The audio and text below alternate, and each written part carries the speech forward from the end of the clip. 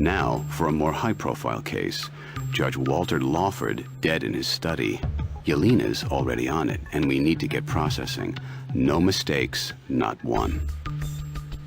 I'm joining you on this case myself. Let's get going.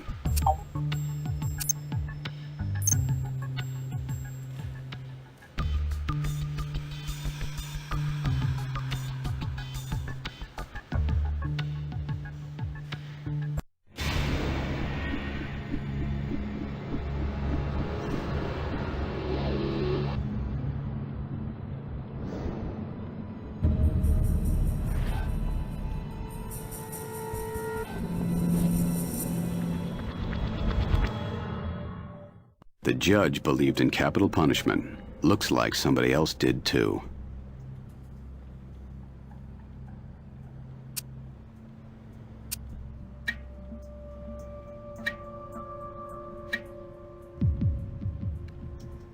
A print on a printer. Not unusual, but still need to know whose.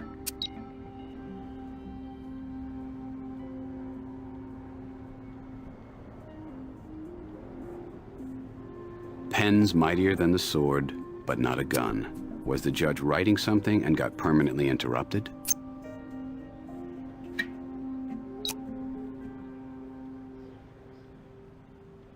Notebook PC. Any data on the hard drive could be our new best friend.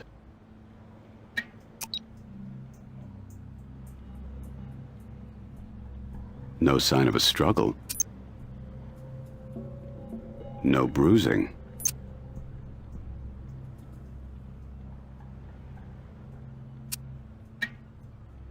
Nothing evident under his nails. Didn't scratch his attacker.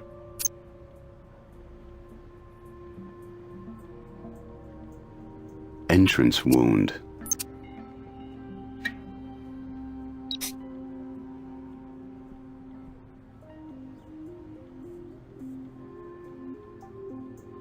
A game player, Arvik. Really into it.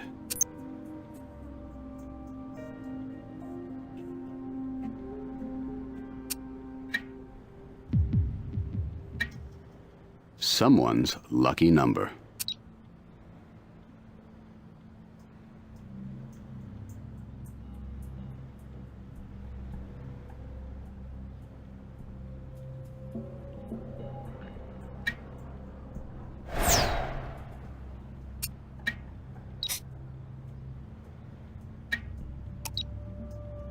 An empty medication bottle. Not that strange, but an empty medication bottle beside the alcohol could be.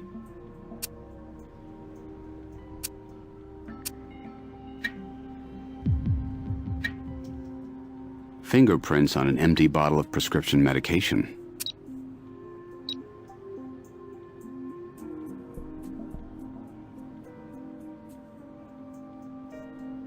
Look who's the final entry.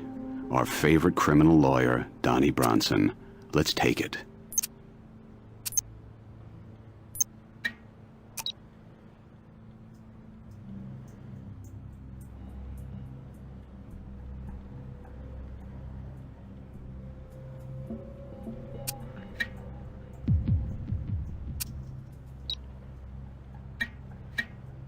Organic substance. Flesh? Not recommended storage for a computer disk. Let's see if the lab can find anything.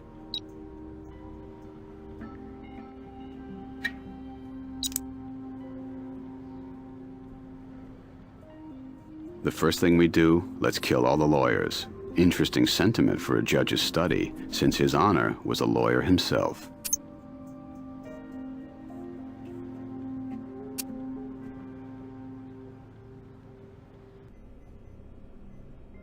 Ah, some breathing customers.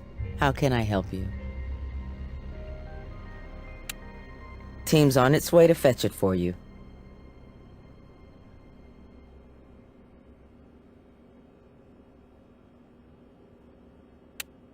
Stippling around the entry wound suggests as much. This is a through-and-through wound, no bullet recovered. It'd be helpful to have it, though. In the left, out the right, should still be at the scene.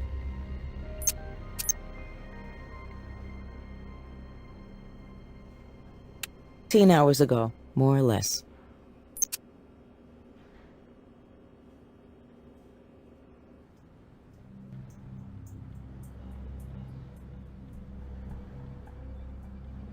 This looks like deflection impact. Bullet should have wound up near the bookshelf.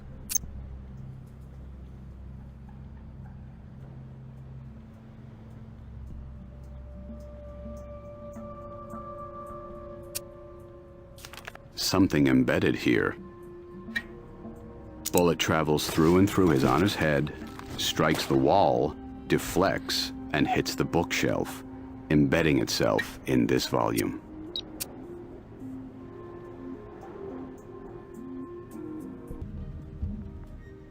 What's up?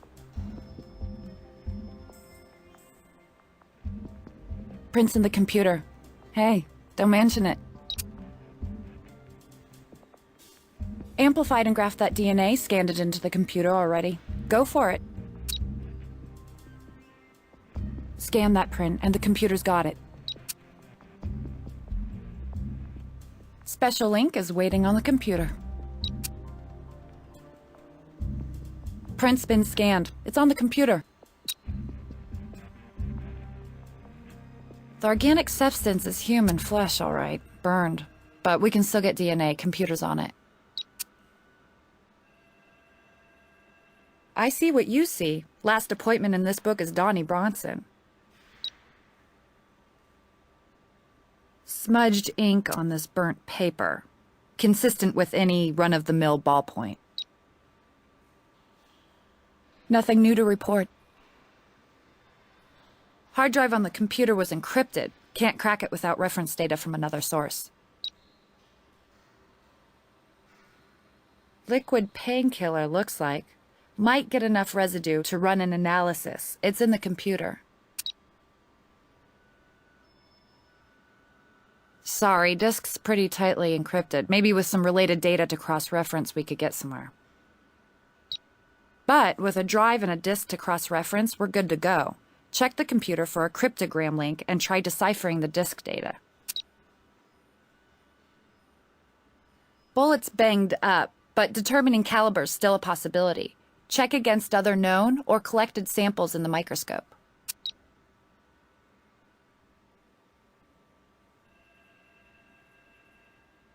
$9 million. Nice match.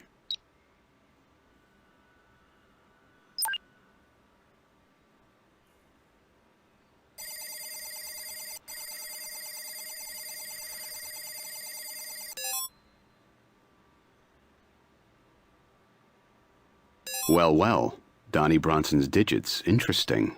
On file for contempt of court, sticking up for his client's rights, no doubt.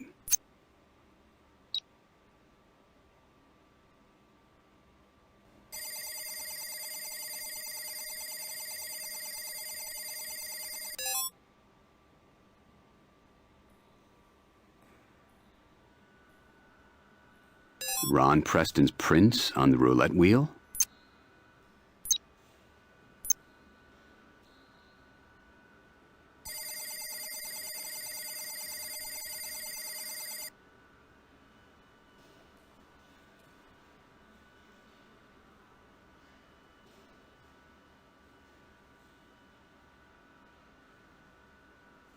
Well, Donnie Bronson's digits, interesting. On file for contempt of court, sticking up for his client's rights, no doubt.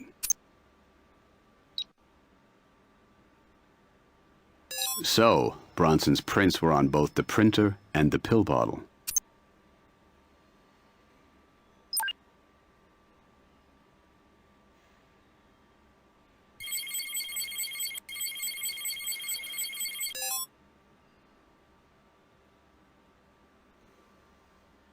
Louis Stanford.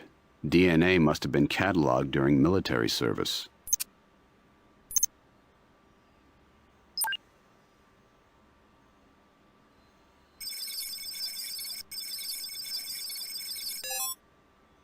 Scotch whiskey.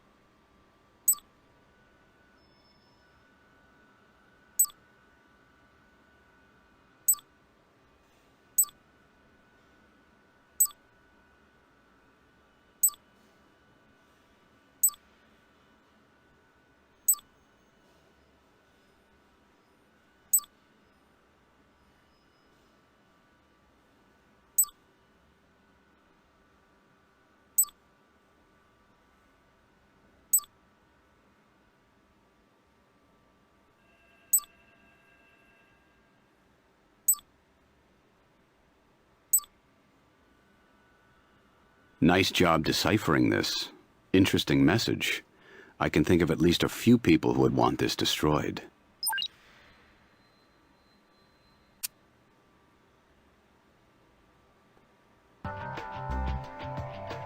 What do you need? I called his office. He's out at everybody's favorite country club, the Palm Glen.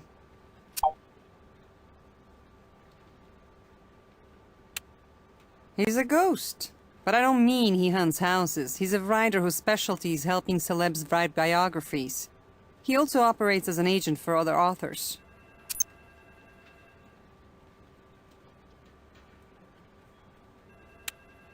Brace yourself. Troy Sullivan is off on an ego trip. First, he told the newspapers that the judge was murdered, then he took credit for orchestrating the crime. Unlikely as that seems, he did know about the murder somehow. A head case? Probably. But in this case, the next head we should talk to.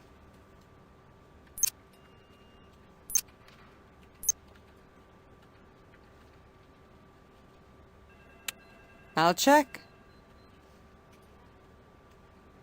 Well, no.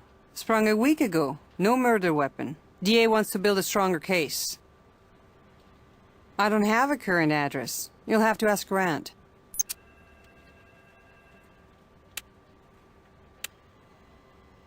All right. We'll get Delco to conduct the interview.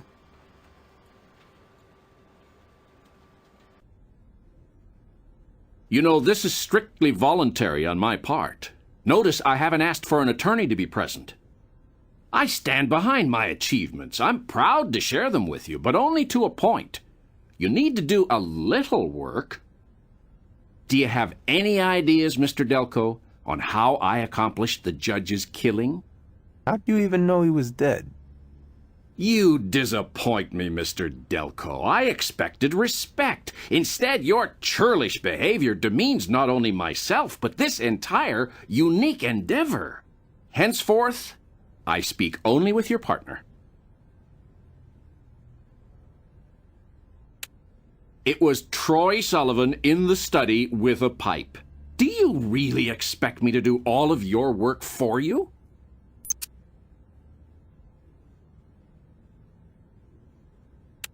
Respect and renown. What else is left for me but credit where credit is due? Fame, infamy, if you will? I'm sentenced for life, you fool. What more can you do to me? Give me life plus 99 years of lethal injection? Have at me. But the world will know that even from within a jail cell, I can strike.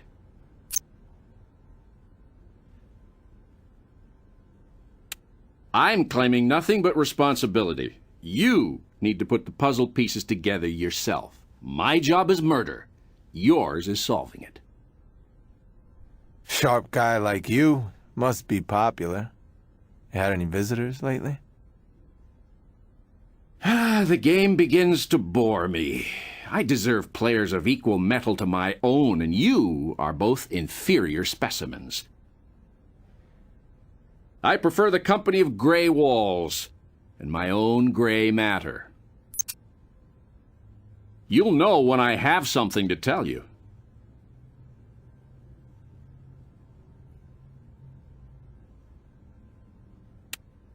Let's look at the prison's visitor logs.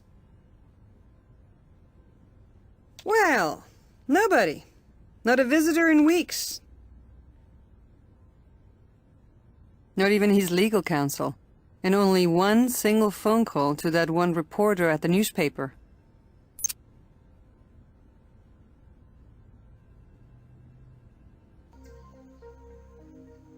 Hate to intrude on your downtime, Donnie, but we need to ask you about Judge Lawford's death.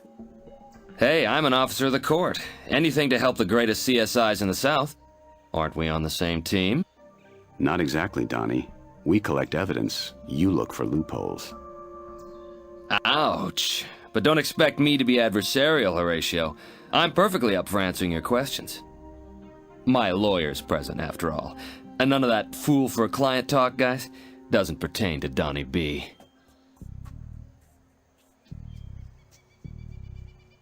Yeah, I was over there having a look at that so-called memoir he was writing. The judge had an ego bigger than, well, mine. Oh, I let him have it all right. In words. Nothing less, nothing more.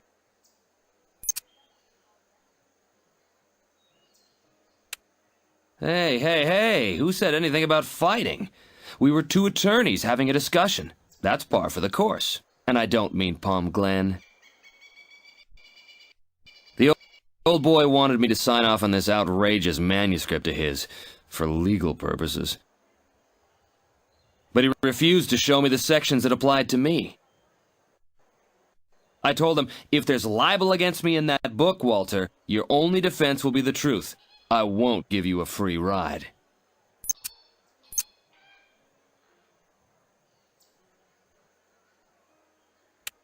Yeah, and breathing fire and brimstone as always. I didn't touch the old reprobate.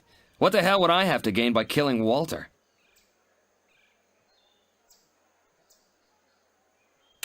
Not lately, but I have seen him here at times. You know who would know? Ty. That should do it for now. You want to ask me something about that? You want to ask me something about that?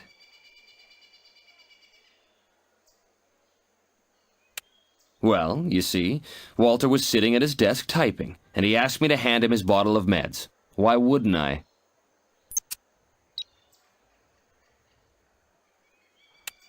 Hey, the old boy was busy typing. He asked me if I could turn the printer on for him. Why not?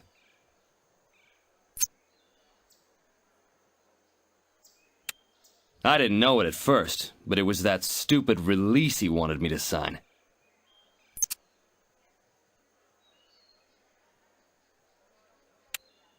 At 9 o'clock, I was right here at the Glen. That hack, Louis Stanford, was here. He'll confirm it. You know, I want to be cooperative, but this is really starting to drift over the line.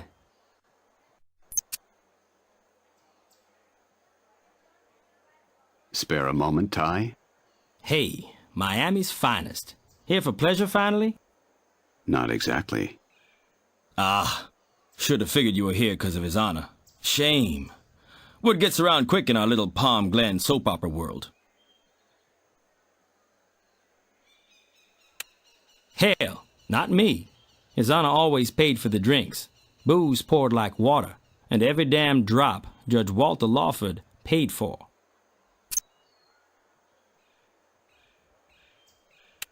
Since he used his get-out-of-jail-free card, you mean? Can't say I have, but if he shows, you'll be the first to know. Or you will be, if you check back. Well, rumor has it that Heather Cole has been trying to convince the authorities at the prison it had nothing to do with the murder of the judge. I don't know how she could possibly know that, but I guess that is what you CSI guys get paid to do, right? Maybe you should talk to her, too.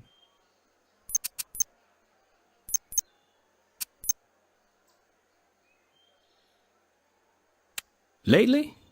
Nothing really.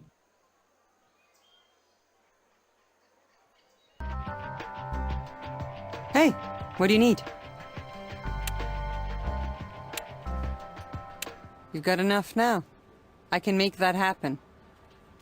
We'll get Callie to conduct the interview.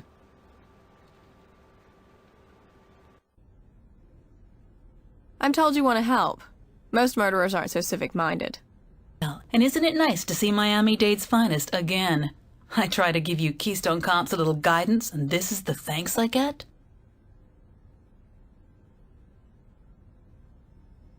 We have TV in here, you know. And when I see you taking credit for the judge's murder, I just had to get the word out that he's full of himself, among other things. And now you're here, aren't you?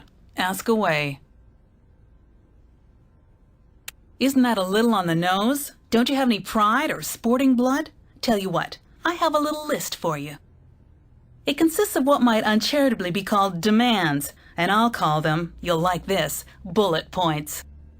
Deal with them, and I'll hand you the killer on a big old silver platter.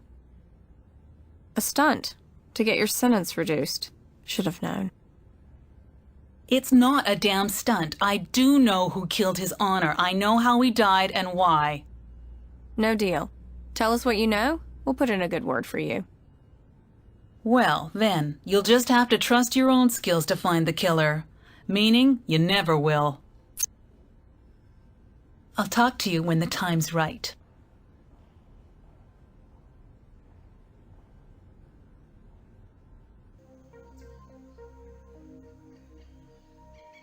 Nothing else right now.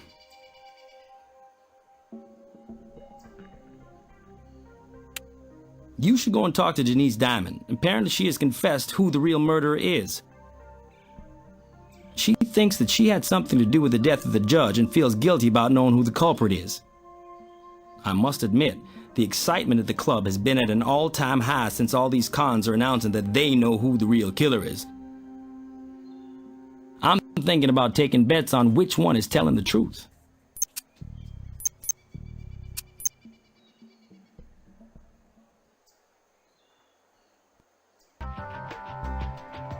Can I help you out in this case?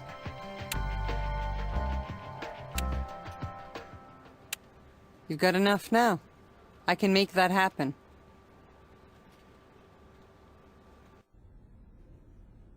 Ms. Diamond, thanks for your cooperation. I agreed to talk to you. Whether or not I cooperate, that remains to be seen.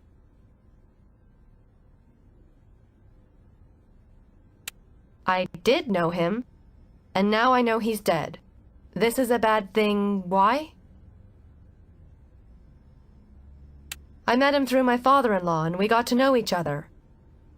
Seemed like a nice old fella at first. Right.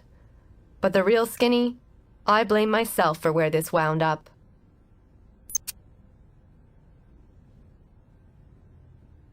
I agreed not to publish my autobiography until after the old boy had departed this wicked world.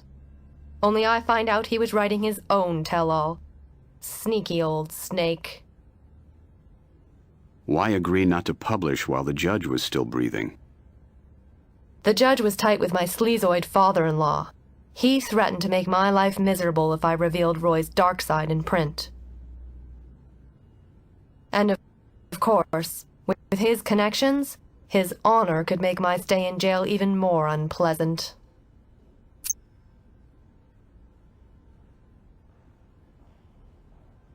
Are you kidding? A pillar of the community, tied into every fat cat and crooked politician in town?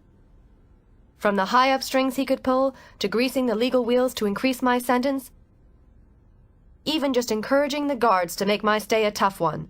What couldn't the judge do to make this living hell hotter? Louis Stanford, that greedy bloodsucker, was angling to help me on my book. Give it a professional gloss, he said, and then represent it as an agent.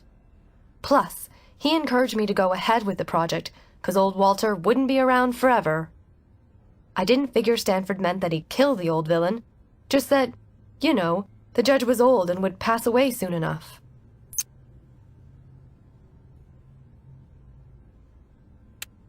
Haven't seen that lizard in days, and I don't care to. If he isn't home, he could be in hell as far as I care. I had Stanford's home and office checked. No sign of him. I believe that's your problem then, not mine. Haven't you bothered me enough?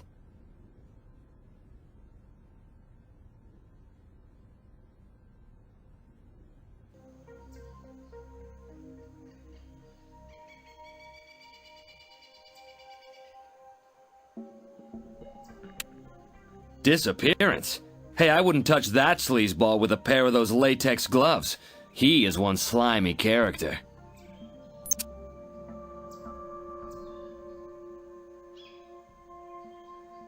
Yeah, I spoke with him.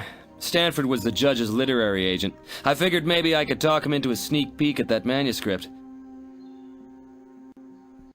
I mean, I wasn't worried or anything, but I was curious about what kind of dirt old Walter thought he had on me. Time to scare up Stanford. Let's get Yelena's help.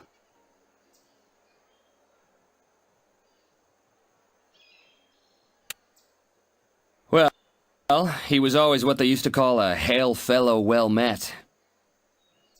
A smooth talker with an ornery edge, and yet you'd always feel he was interested in you. Only that last visit, he was on the cranky side, and kind of pale around the gills. Said himself he felt under the weather. That should do it for now.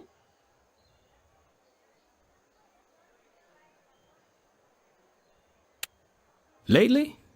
Nothing really.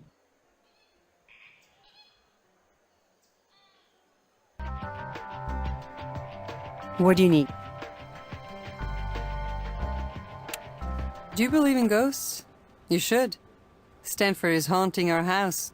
Showed up looking to talk to the CSIs on a case. In the interview room now, shall we? Welcome to Miami-Dade CSI, Mr. Stanford. Hiding? I haven't been hiding anywhere. I came here for help. I was kidnapped. And I risked my life escaping. I mean, you people have to protect me. That lousy drug dealer, Ron Preston. I mean, can't you people keep the real criminals in this town locked up?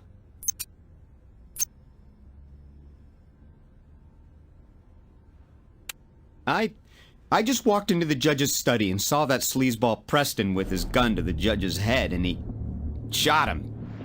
It was terrible, horrible. Preston whirled and came at me, and he's a big man, you know. He just overpowered me, and the next thing I knew, he was stuffing me into the trunk of his car, and he drove me off somewhere. That should do it for now. You want to ask me something about that? Lately, I've been in and out of the judge's home, probably every day for 2 months. I'm his literary agent, and he was working on an incredible property, a tell-all that'll make more than a few big shots in this town feel the Miami heat.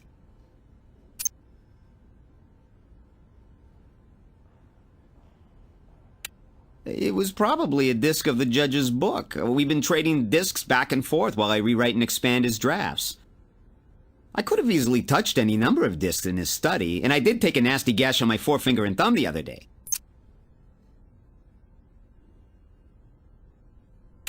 In the trunk of a damn car! I told you that low-life drug pusher Preston grabbed me. I guess selling junk wasn't enough. He had to cross the line into murder. The man is a sociopath. You can't believe a word he says.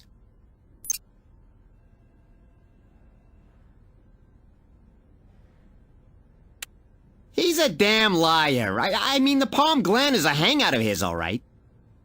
Bronson used to come onto that slut Heather Cole out there, trying to catch her between affairs, I'd wager. Donnie says he and Lewis were at the club, while Lewis claims he was locked in a trunk. Maybe Ty can untie this discrepancy. Preston drove quite a while, maybe half an hour. Shortly before we stopped, I heard cheering, barking dogs, and muffled speech over a PA system. Then a bit later, motor sound, boats, and people talking and laughing. Finally, he pulled over. When he opened the trunk, I could see we were in a secluded place, lots of trees and bushes. He was going to kill me, so I jumped at him. He hadn't bound me or anything, must have thought I was a damn pushover. Anyway, I knocked him down and started running and soon found myself at the Olympic overpass. I got my bearings and came straight here. On foot. Well, quite a story, Mr. Stanford. But then, you are a writer.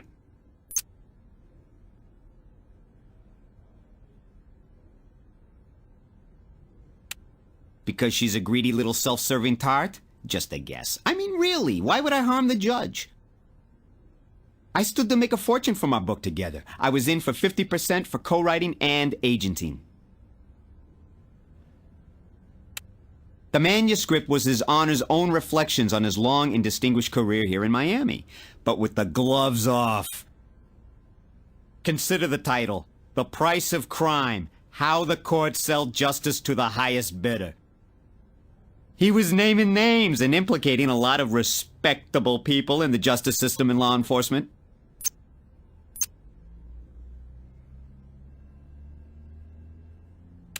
Frankly, the judge kept that from me. He used pseudonyms in his early drafts, though I could make educated guesses.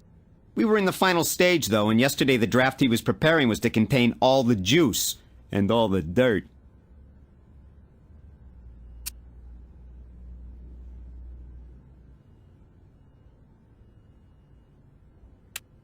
Let's check.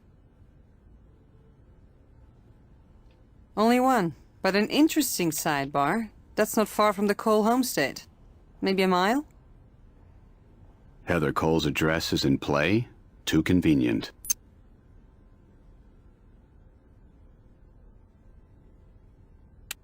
Just because there happens to be a dog track near the Cole house isn't enough. There are other dog tracks in town, and kennels too. You want a warrant? I need more corroborating reasons.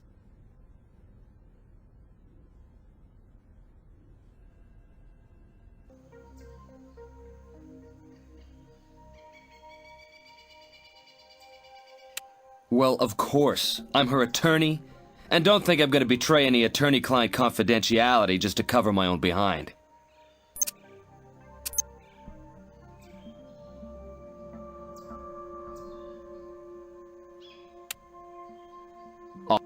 All right, now you've done it.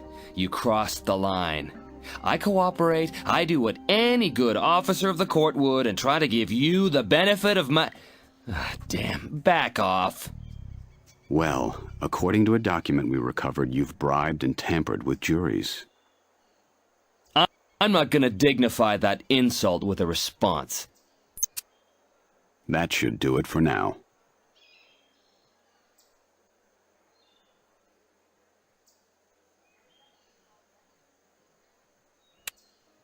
That's a hard one. See, a couple buds of mine were from the Florida Open Tour last night, and let's just say we spent more than our share of time on the 19th hole.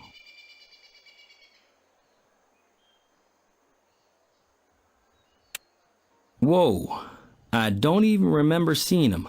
Might have been here. Think they were. Maybe over at his honor's table.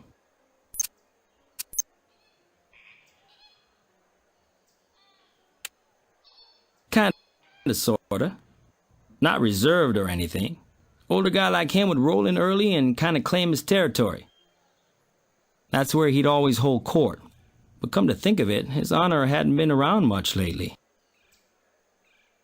I'd say not since the iron doors closed on Heather Cole. Looking back, I think he was getting caught up in the old Heather vibe. Probably a father and daughter kind of deal, though with no blood involved. It ain't incest, right? Poor old boy was probably bummed his pretty little companion got shipped to the concrete bunker.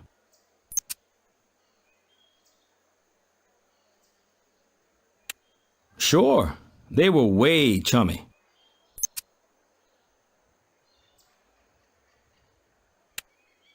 They'd mostly go through half the scotch in the joint. You know, not every female has the kind of appreciation for scotch that Heather had, or tolerance either.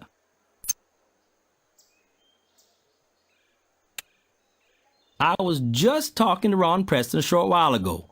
He seemed a little edgy and preoccupied. Said he was heading to the brewery.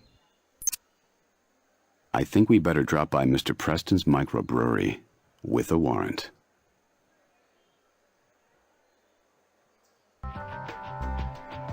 Hey, what do you need?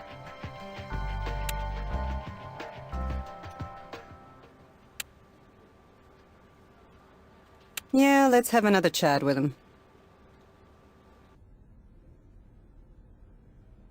Let me get this straight. You're asking me if I've spent time with my attorney? I'm gonna have to say yes on that one, to the extent I spend time with anybody while I'm in lockup.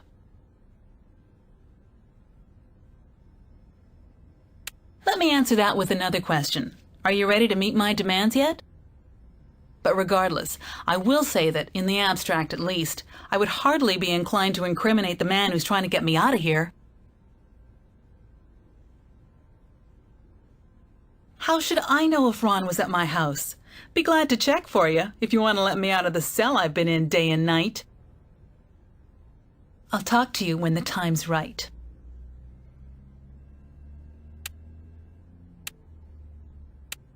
Let's invite him back.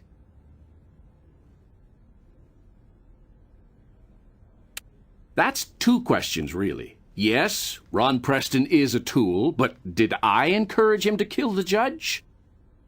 I hate to encourage you people, but frankly, you're right. Though in all honesty and humility, doing such didn't tax my abilities. Ron Preston was more than eager to dispose of his honor.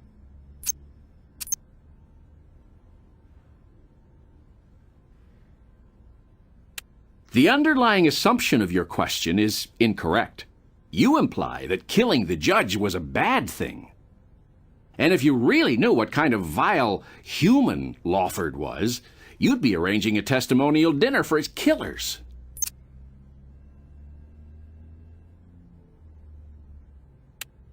Really? Do I have to do all your thinking for you? Think, people! I have worked as a criminal psychologist and accordingly have many acquaintances in the Miami justice system. And B, the judge, for all his malfeasance, possessed a formidable intellect, which of course drew the two of us together, since he was one of the few people in this sun-bleached corpse of a city on my intellectual level.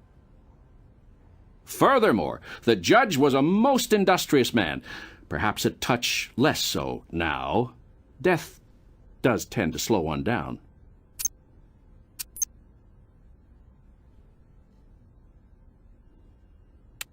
The judge made a point of knowing who was doing what to whom in this town.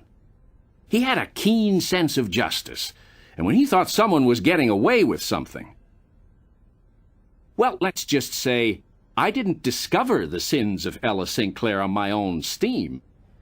Walter Lawford supplied the evidence that led me to take independent action. Only upon reflection, I can see my action wasn't quite so independent. So, following the judge's own Machiavellian example, I unleashed Ron on his honor. You'll know when I have something to tell you.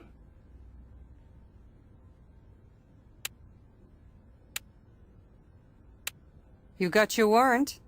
And if you find the sporty Mr. Preston, bring him in for questioning.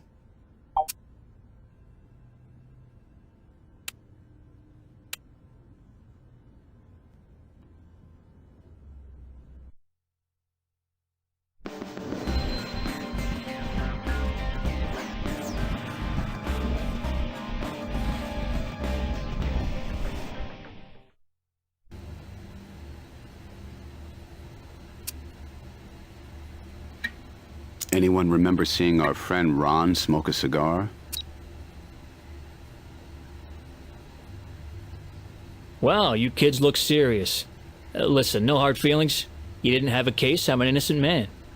Take a seat, let's keep it civilized. Oh, we'll sit and be civilized, Mr. Preston. Just not here. We're taking you in for questioning. I think I've answered enough of your questions, Kane. No problem. Mr. Speedle will step in. Remember him?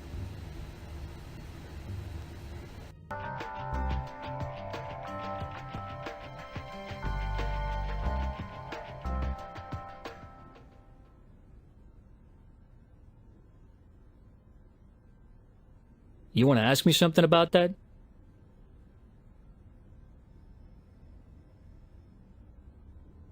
Well, why wouldn't you have? We were country club buddies. We got together now and then. Lively old boy.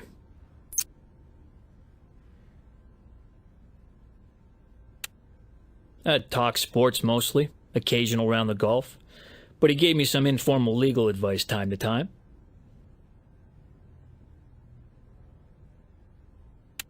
What? The old boy's dead?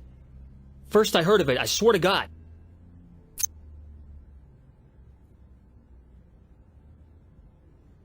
Say what? You mean the ghostwriter guy? I know who he is, but I never met him, let alone... Are you high? Funny. He claims that you know him quite well. Well enough to have abducted him, which would imply that you've also met. Look, he can say whatever he wants. I assure you that I've never met the guy. Scout's honor.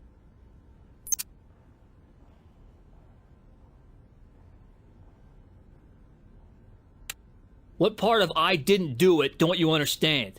I didn't do it.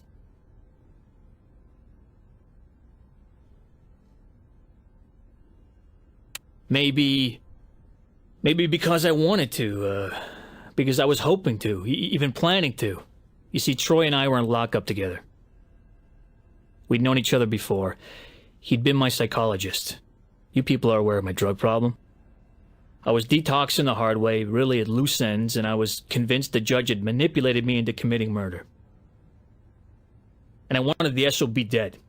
I shared my outrage with my supposed friend, my faithful confidant, Troy Sullivan, who helped me conceive a plan to sneak into the judge's home and carry out a death sentence. It was planned to the very day, so that I would commit the crime and Troy would confess to it, before anyone even realized the old buzzer was dead.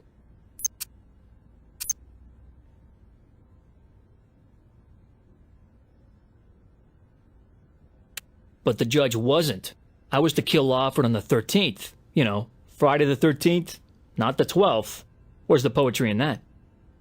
And Troy didn't start bragging and spouting off about the murder till the 13th. Check if you want. Day after the judge bought it.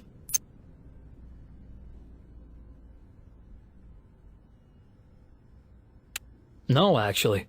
I was going to tell Lawford about Troy wanting him dead, in hopes the judge would take me out of that tell-all book he was writing. And anyway, the guy was old. His clock didn't have many ticks left. Meaner to let him live in a way. Plus, I wouldn't have gone to see the judge at all if he hadn't have sent me this weird note. I was intrigued, frankly, and wanted to know what the hell he meant by it.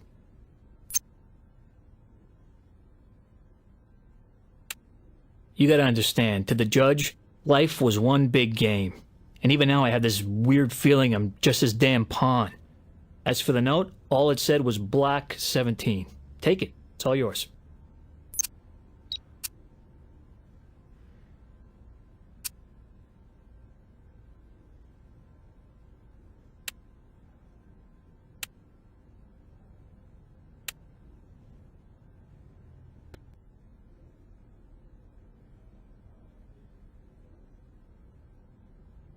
I didn't say we'd ever met. I said I saw him kill the judge.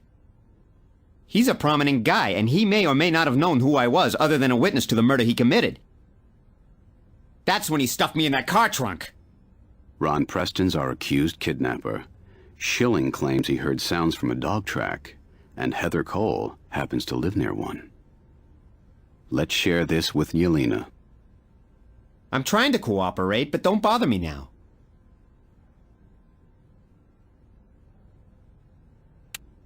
A racetrack near the home of Heather Cole who claims to know who killed the judge? You got your warrant.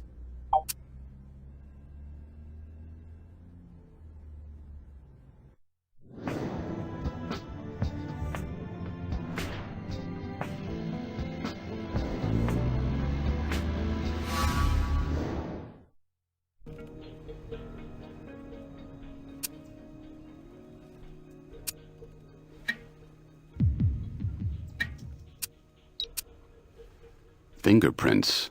Think the judge would mind us taking a sample from him?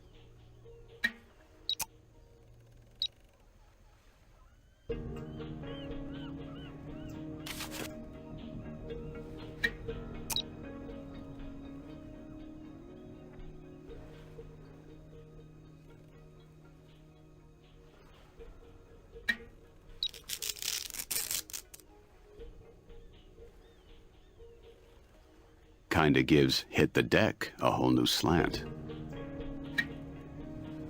Apparent skin sliver pinched here. Lab will tell.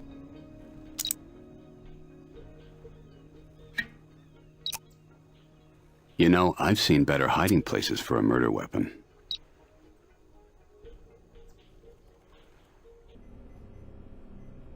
What now? We're a full-service morgue. Go ahead.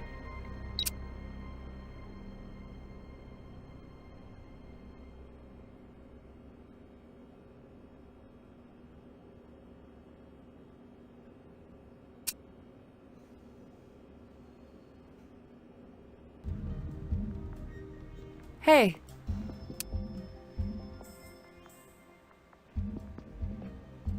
DNA's amplified and graphed. What are you waiting for?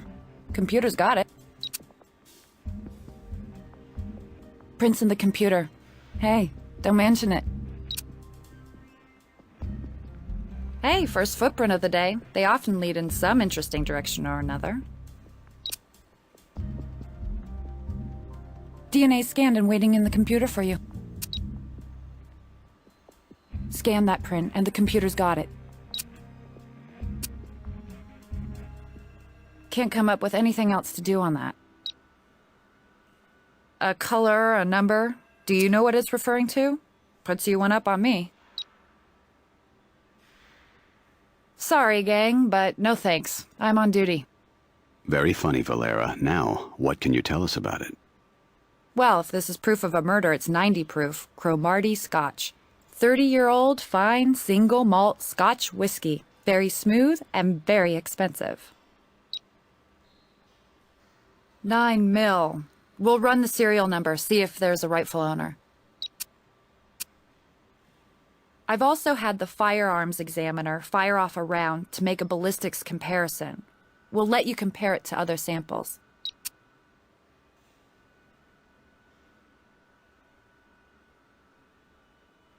Strong striation similarity between these two bullet samples. Gun and bullet, same caliber, matching striations. Positive match between the bookshelf bullet and the gun under the Cole's deck.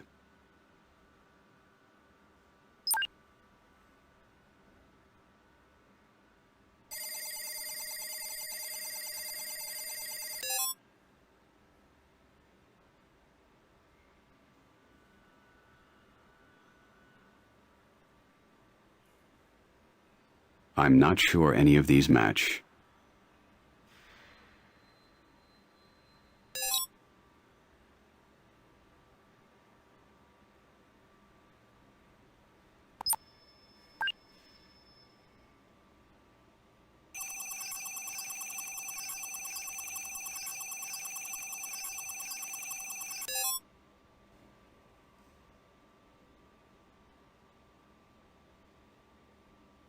Size 10, Judge's brand of loafer.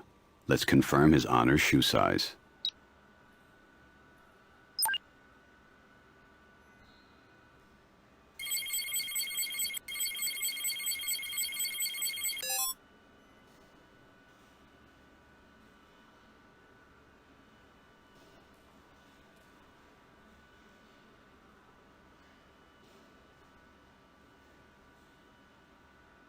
I'm not sure any of these match.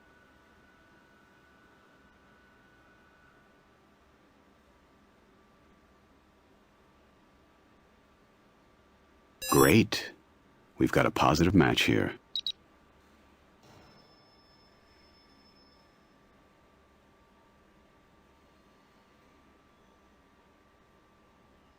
The DNA is Stanford's. How did a piece of Stanford's skin get on the gun? The gun the Ghost Rider says Preston used to kill the judge.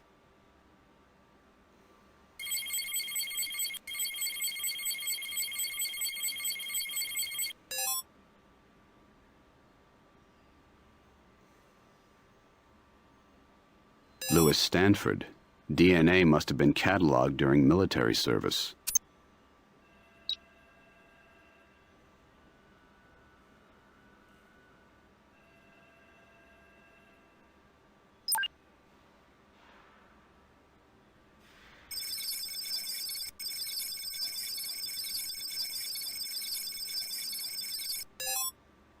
The judge's gun. Was our jurist taken down by his own gavel?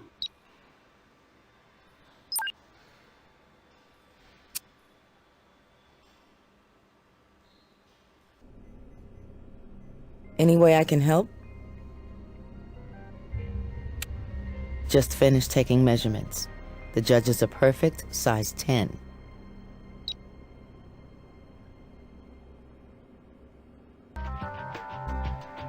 Can I help you out in this case?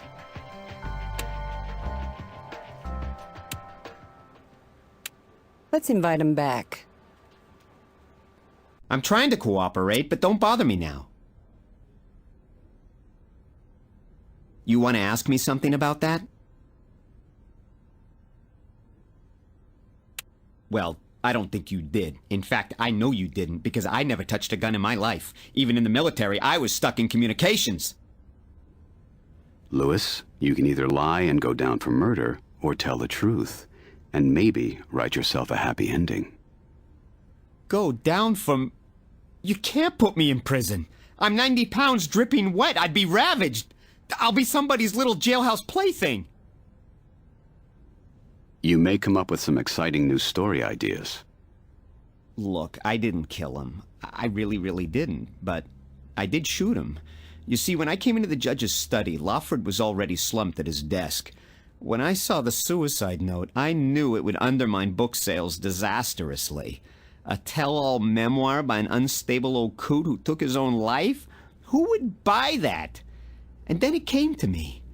A murdered author slain to avoid the truth from coming out, and then for the book to be published and the explosive truth to come out anyway.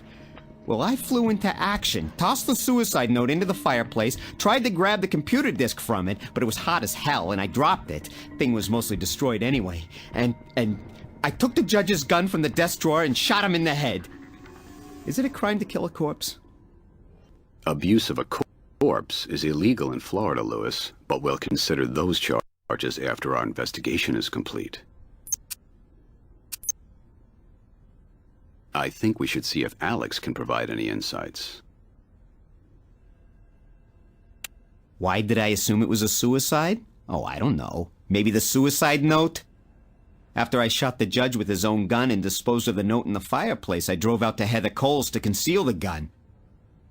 I knew Donnie Bronson was house-sitting out there.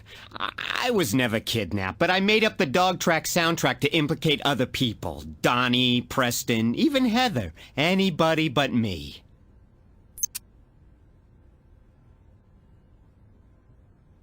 Sales would have been devastated by the judge stopping his own clock.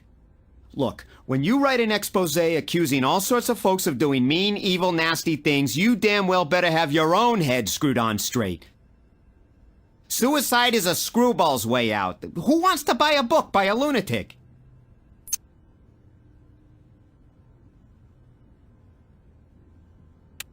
Donnie's had the hots for Heather for a long time. She has a trampy charm, I suppose. And she's been coming on to him like she's dying of thirst and he's sparkling water. I warned Donnie about getting involved with a woman in prison. He said not to worry. She wouldn't be inside much longer. I'm trying to cooperate, but don't bother me now.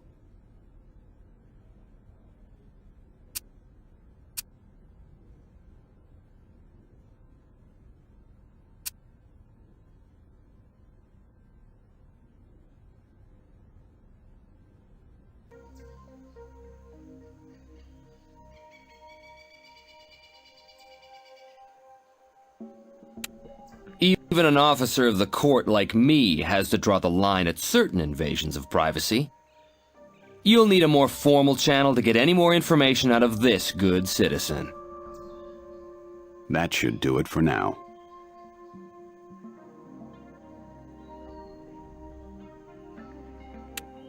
Lately? Nothing really.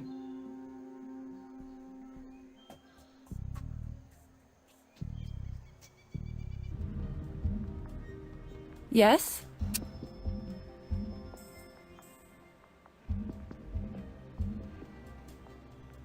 Nothing else for you on that.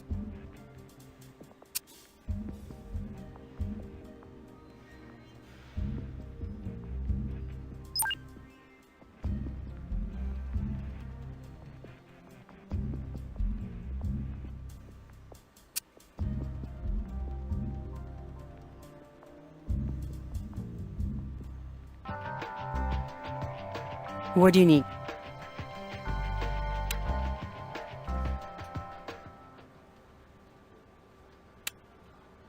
Yeah, let's have another chat with him. I'm trying to cooperate, but don't bother me now. Can't tell you anything about that.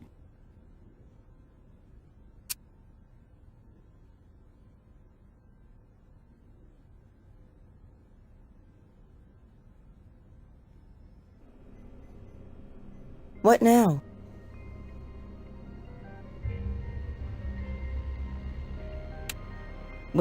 With a 9mm bullet based upon blood loss, we have a strong possibility the judge was dead prior to being shot.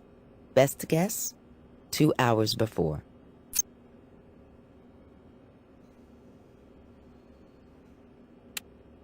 Asphyxiation, poisoning, natural causes, a long list. A chemical analysis of his blood should identify anything strange.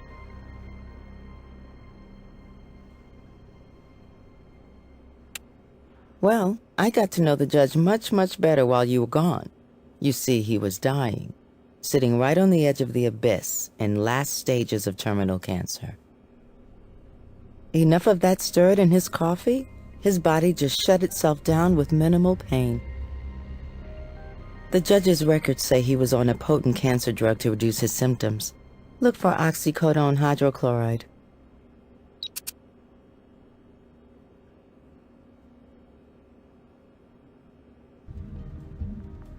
Hey. Check the computer. I've set up a special search link for you. No problem.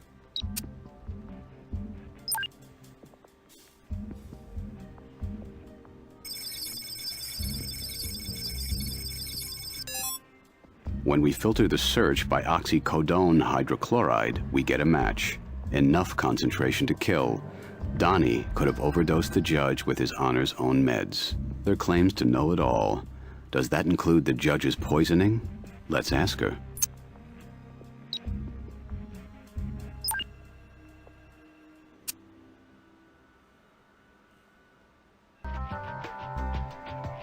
Hey, what do you need? Yeah, let's have another chat with him.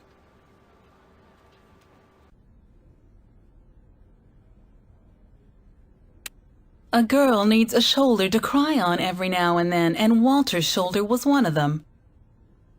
And yes, I knew Walter had a lot of, well, questionable acquaintances, but I didn't know any of them. So go bother one of your other suspects and stay out of my affairs, so to speak.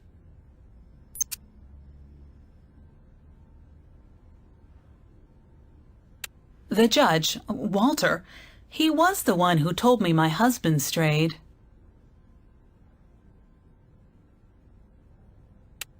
You'll have to make up your own mind on that one, 'cause you won't get it out of me.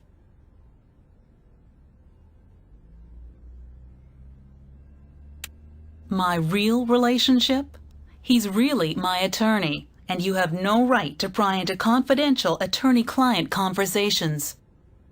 He's been your only visitor, and you've reportedly been affectionate. Did Donnie tell you the judge wasn't killed with a gun? Oh, so you finally know. You admit that I knew what I was talking about. I knew the cause of death, and I know the killer. Want to make a deal?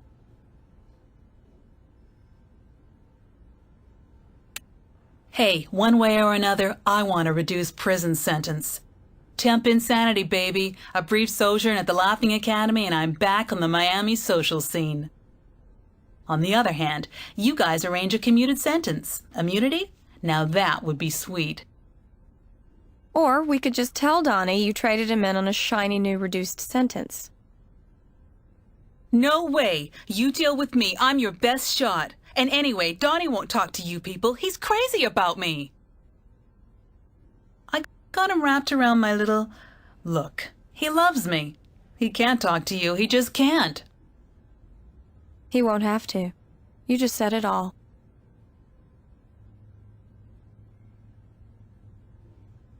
You'll have to make up your own mind on that one, 'cause you won't get it out of me. Maybe it's time to ask Miss Cole why she keeps a handgun in such a strange place. That should do it for now. You want to ask me something about that? Whoa, whoa, whoa. First of all, I don't keep a gun of any kind in my house. And second, and this is the only free clue I'm going to hand you hopeless idiots, the judge wasn't murdered with a gun. Go away and learn to be detectives. Take a course online or something.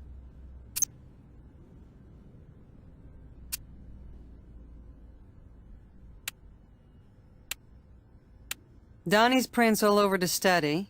Toxic levels of the judge's prescribed meds in his bloodstream. Louis denies being with Donnie at the country club. And now lovely Heather slips up and implicates Donnie as the murderer. Quite a bow you tied around this warrant.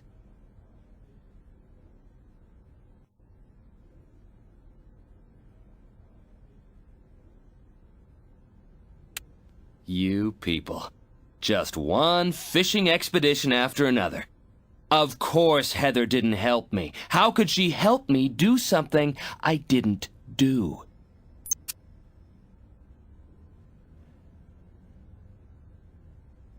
What did she tell you? If she said I poisoned him, well, I've said too much.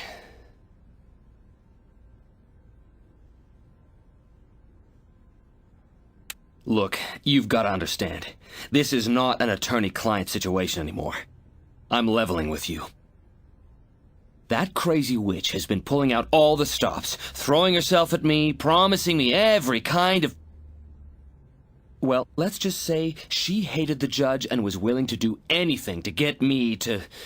Yes, to kill him.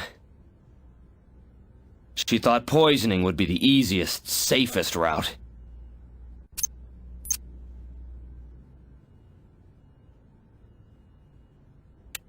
I can't say whether it's true or not. Maybe she really is insane, deluded. But Heather sincerely believes Judge Lawford played her, manipulated her into killing her husband. And the judge, retired or not, was powerful.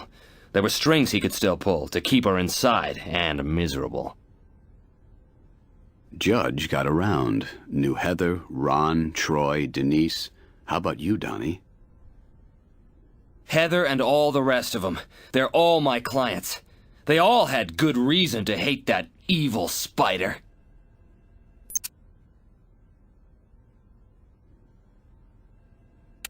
I don't believe anything I'm about to tell you violates my duty to my clients. But I will tell you right now that every single one of them told me about the judge's involvement in their individual actions, how he encouraged them, fed them information about whoever it was in their lives they were contemplating killing. Whether His Honor could have been legally, literally taken in for conspiracy... Well, let's just say that he was a master manipulator, and no one in this town knew the ins and outs of the law better than Judge Walter Lawford.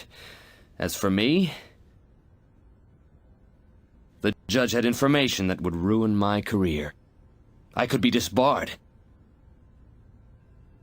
I went to the judge's house that evening to try to convince him not to publish his manuscript, not without removing these slurs against my clients and myself. Only they weren't slurs. They were the bitter truths. You have to believe me. Despite it all, I had nothing to do with Judge Lawford's murder. The judge was a consummate game player, Donnie. Witness his mind games with you and your 4 clients, each of whom he steered into committing murder. But you got the honor of his endgame. Lord asked you to hand him his meds, requested you turn on his printer. Then when you left, he burned some key effects, spiked his own drink with an overdose, leaving you framed for murder.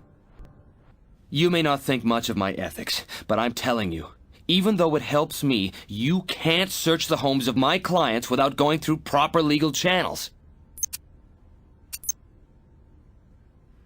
Nothing else right now.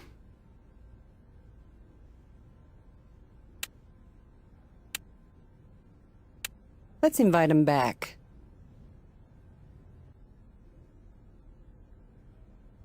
Well, the judge knew I was playing Donnie. And His Honor made a real point of me not mentioning to Donnie that he, that is the judge and me, that we were tight, although I told Donnie anyway. Now looking back, I can see how maybe the old boy was playing me. I'll talk to you when the time's right.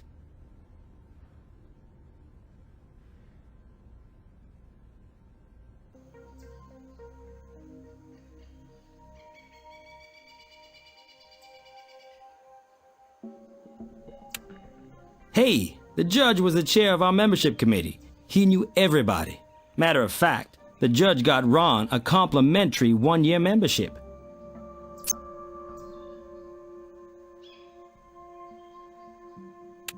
Ron was just one of many. Palm Glen's a relatively new club, and the judge gave out complimentary memberships to all kinds of people. Come to think of it, that's a list including Heather Cole, Denise Diamond, all of them in jail now. Hell of a deal.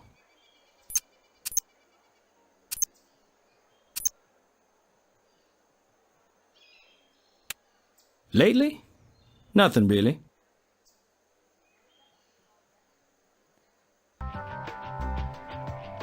Can I help you out in this case?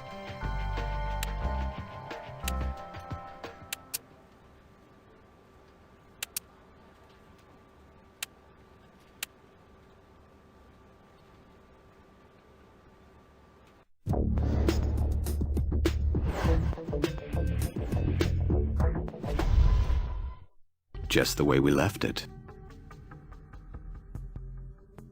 We processed this place. No way we could miss a mucus-smeared tissue. Somebody is playing games.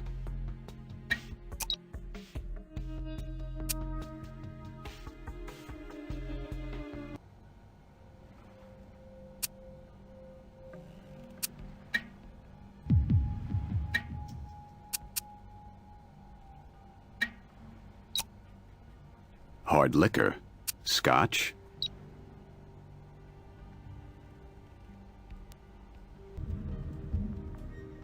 Yes? Print's been scanned. It's on the computer. DNA's amplified and graphed. What are you waiting for? Computer's got it. Cromartie Scotch. 30-year-old fine single malt Scotch whiskey.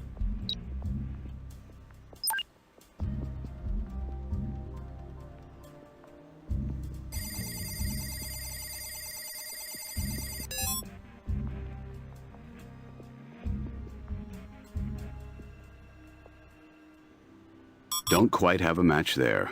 Check the details when doing the comparison. Only when you're sure should you ask for confirmation.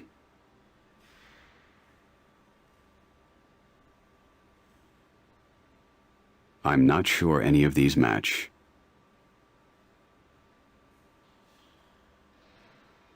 Great. We've got a positive match here.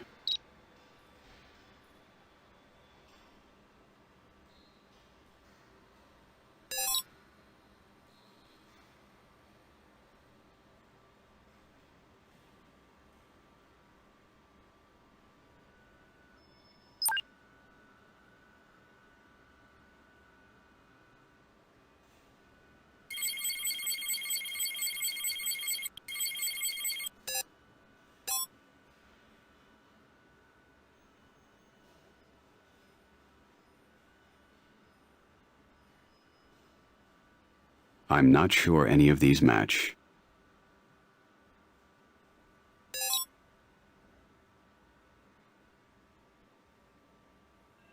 About time for some straight answers from Troy Sullivan and Denise Diamond.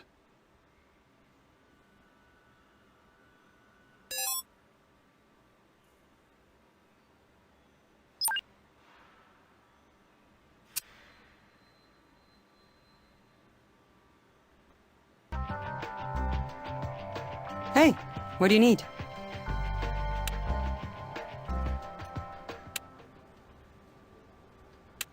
Yeah, let's have another chat with him. I don't see how. All he did was talk about old cases and various unsolved crimes. Actually, I got any number of ideas from those discussions. Old Coot was a fascinating fount of nasty knowledge. But the ideas I got, well, they were my own, of course. He had no idea he was influencing me.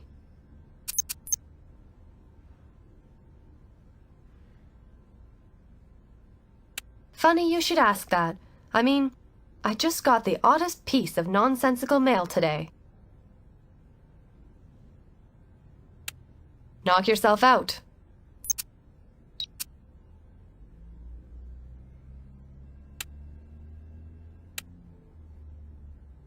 Let's invite him back.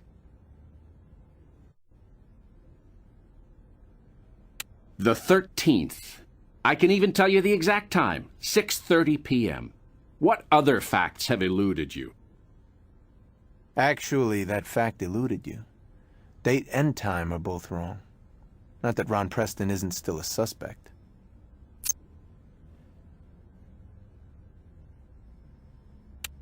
I resent that implication. The judge may have had his own motivation for encouraging my actions, and I admit he provided me with a motive to kill. After which I did kill. But I'm not some child who can be tricked into performing. I made the decision to murder. Don't give that old fool the credit.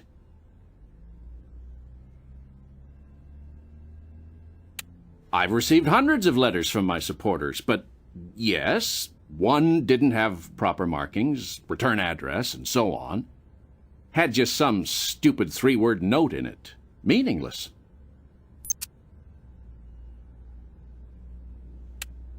Take it.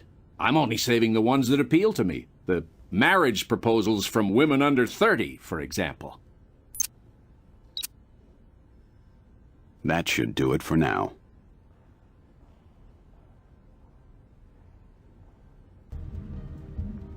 What's up? Nothing new to report. Nothing else for you on that.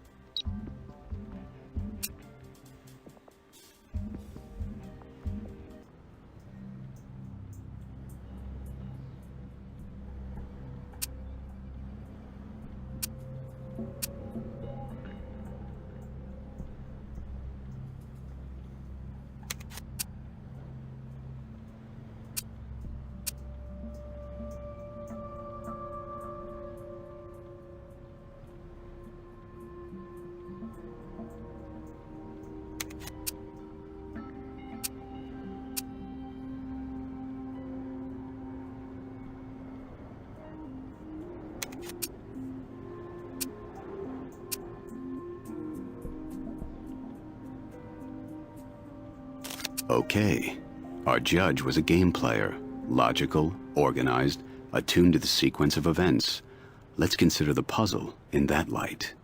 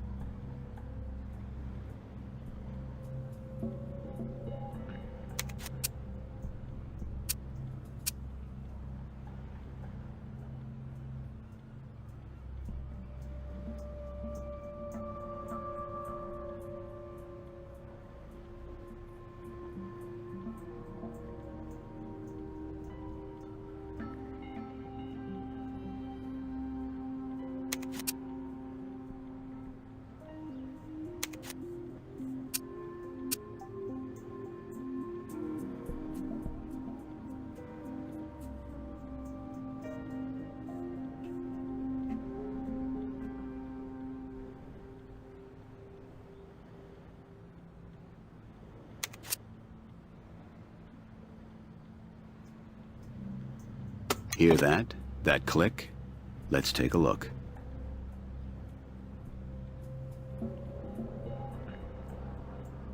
Secret compartment. Torn paper. Photo or drawing, maybe.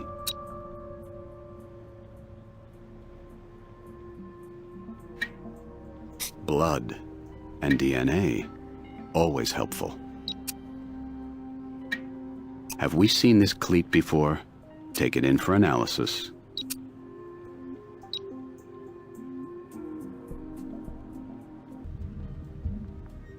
Yes?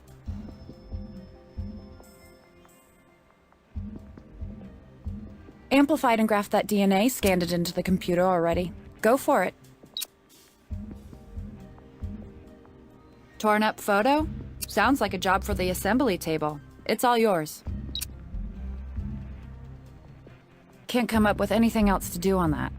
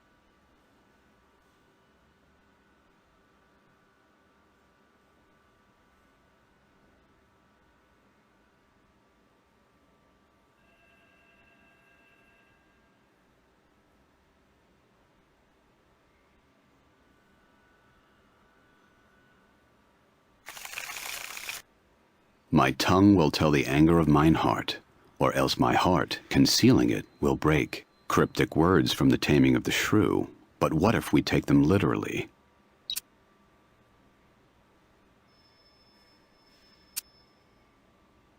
Nothing else for you on that.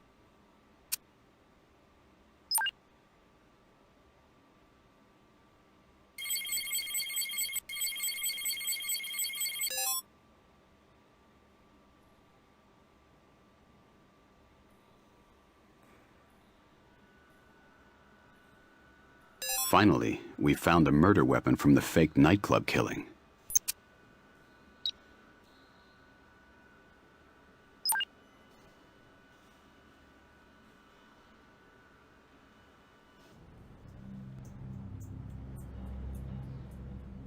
Normally, we respect personal property, but evidence collection can be like making an omelet.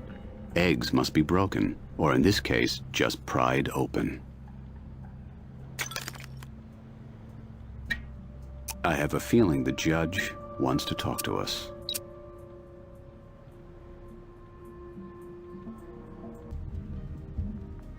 What's up?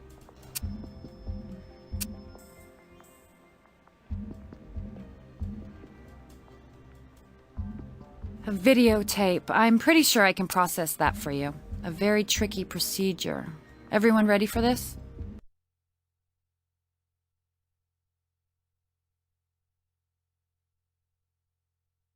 If you're watching this video, you have won the game, and I applaud. So rarely have I been matched by worthy opposition. Oh, of course, a casino can beat you. The odds are always with the house. But a truly challenging game. Nothing is more satisfying.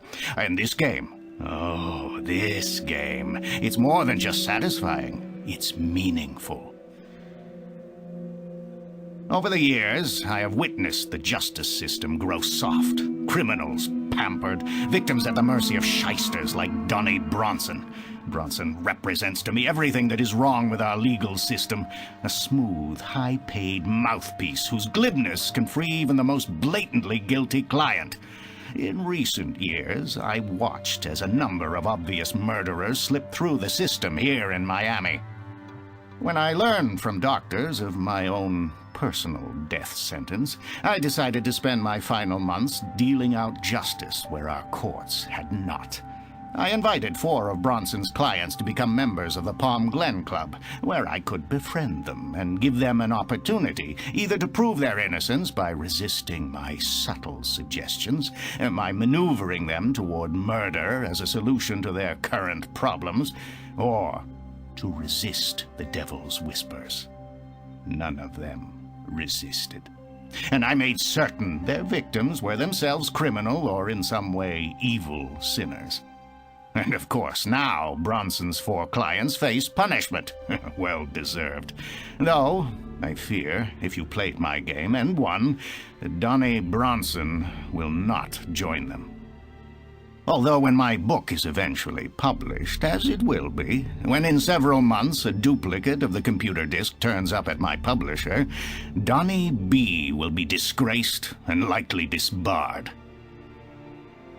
And now, I must carry out one last sentence on myself. For I, too, am, in my modest way, a criminal mastermind. And as Horatio Kane has no doubt reminded you, I've always believed in capital punishment. Cheers.